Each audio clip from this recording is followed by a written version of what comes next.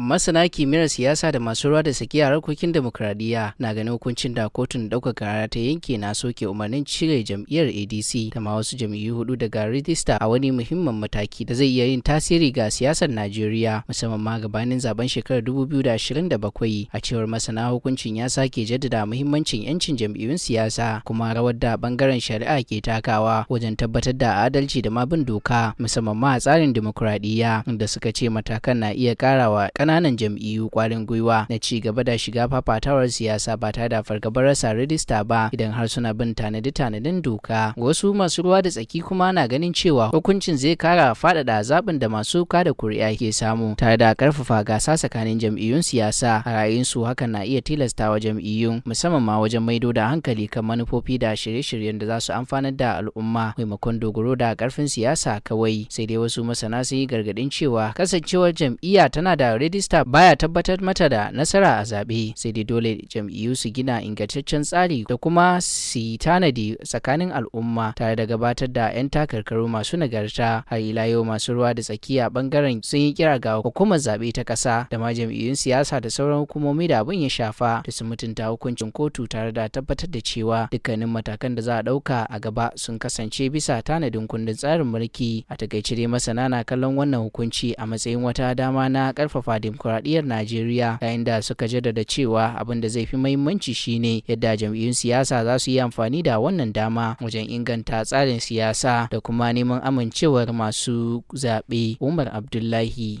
FVM Hausa International.